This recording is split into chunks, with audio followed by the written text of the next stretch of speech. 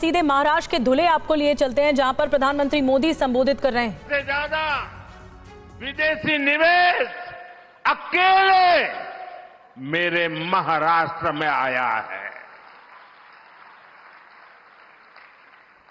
महाराष्ट्र को सभी निवेश परियोजनाओं में प्राथमिकता दी जा रही है।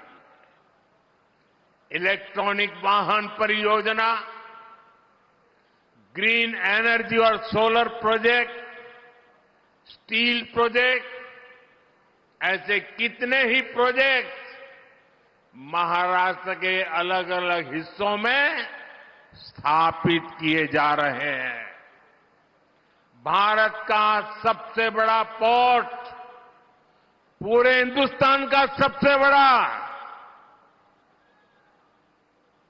ये पोर्ट भी, बंदरगाह भी हमारे महाराष्ट्र में बन रहा है।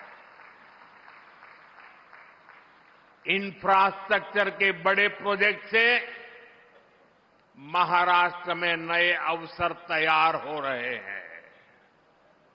साथियों, और जिस दिन मैं वाढवण पोर्ट के शिलान्यास के लिए आया था, उस दिन हमारे देवेंद्र जी ने पब्लिक में एक इच्छा व्यक्त की थी। उन्होंने कहा था कि हिंदुस्तान का सबसे बड़ा बंदरगाह बन रहा है। मोदी जी इतना सारा कर रहे हो, हजारों करोड़ लगा रहे हो, तो वहां एक एयरपोर्ट भी बना देना। उस दिन तो मैं चुप रहा था, लेकिन भाइयों बहनों, जैसे ही आचार संहिता खत्म होगी, जैसे ही महाराष्ट्र में महायुति की शपथ विधि हो जाएगी,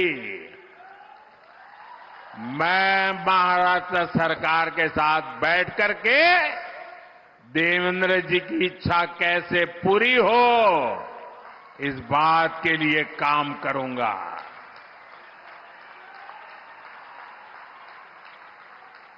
साथियों, हमारा ये धुले का क्षेत्र औद्योगिक विकास का गढ़ रहा है, और अभी देवेंद्र जी ने धुले का क्या बढ़िया वर्णन किया। देश में बहुत कम जिले हैं जिनको इतनी सारी सौगात एक ही इलाके में मिली होगी। ये टेक्सटाइल का भी बड़ा केंद्र है, और मुंबई दिल्ली इंडस्ट्रियल कॉरिडोर से भी जुड़ा हुआ है। धुले की कनेक्टिविटी यहां के विकास के लिए बहुत जरूरी है। इसलिए धुले के इंफ्रास्ट्रक्चर और कनेक्टिविटी पर हजारों करोड़ रुपए खर्च किए जा रहे हैं। धुले सोलापुर हाईवे का काम जारी है। धुले इंदौर रेल मार्ग का काम स्वीकृत हो चुका है।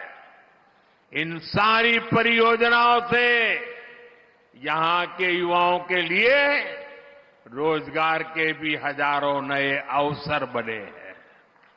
साथियों, महाराष्ट्र के किसानों को भी डबल इंजन सरकार में डबल फायदा मिला है। उन्हें पीएम किसान सम्मान निधि के 6,000 रुपये के साथ ही महायुति सरकार के नमो शेतकरी महासम्मान निधि के 6,000 रुपया अतिरिक्त मिलते हैं।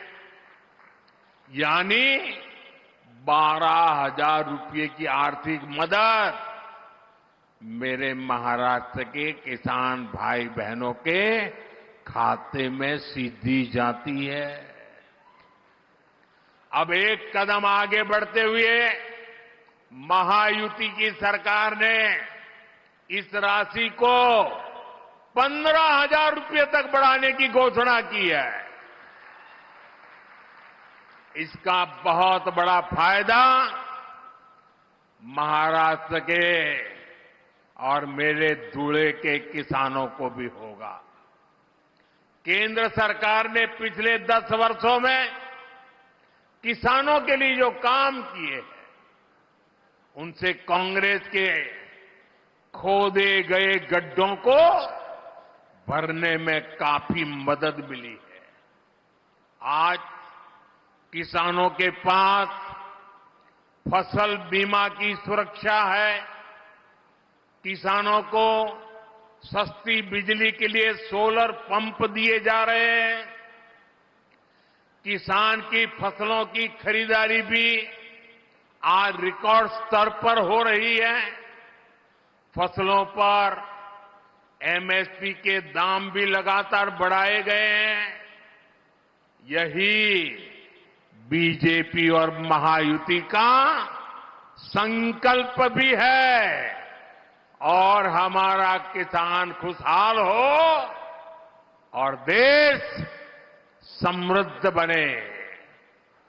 साथियों, यहां धुले और आसपास के क्षेत्र में बड़ी संख्या में मेरे आदिवासी भाई बहन रहते हैं। सूरत के तो हम पास पड़ते हैं जी, आपके बिल्कुल एकदम सीधे पड़ोसी है, और इसलिए मैं इस इलाके से भी काफी परिचित रहा। बीजेपी ने हमेशा सबका साथ सबका विकास की नीयत से काम किया है। इस संकल्प का प्रमुख हिस्सा हमारा आदिवासी समाज भी है। ये वो समाज है जिनका देश की आजादी में, देश के विकास में महत्वपूर्ण योगदान रहा है। लेकिन कांग्रेस और उसके साथियों ने कभी आदिवासी गौरव, आदिवासी स्वाभिमान पर ध्यान नहीं दिया। आदिवासी विरासत को न्याय मिले, आदिवासी युवाओं को बेहतर भविष्य मिले, क्या ये आपका अधिकार नहीं था? लेकिन इस काम में दशकों लग गए। जब अटल बिहारी वाजपेयी जी के नेतृत्व में बीजेपी की सरकार आई, तब अलग आदिवासी मंत्रालय बना। तब पहली बार आदिवासी हितों को, इस समाज की अपेक्षाओं को महत्व मिला। हमारी सरकार ने भगवान बिरसा मुंडा की जयंती पर जनजातीय गौरव दिवस की शुरुआत की है। इसका मकसद यही है कि आदिवासी परंपरा को पहचान मिले।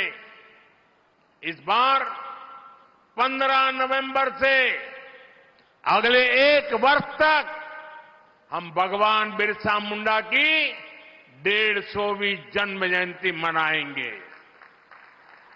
हमारी सरकार देश भर में एकलव्य आवासीय विद्यालय भी बना रही है।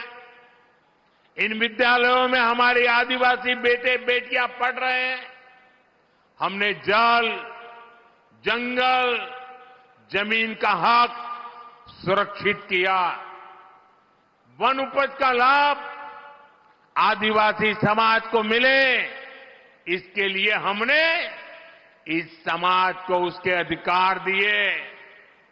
बीजेपी के ही प्रयासों से पहली बार एक आदिवासी महिला द्रौपदी मुर्मू जी देश की पहली आदिवासी राष्ट्रपति बनी। और पूरे देश ने देखा है कि कैसे कांग्रेस और उसके साथियों ने द्रौपदी मुर्मू जी को हराने के लिए पूरी शक्ति लगा दी थी। आए दिन ये लोग द्रौपदी जी का अपमान करते हैं।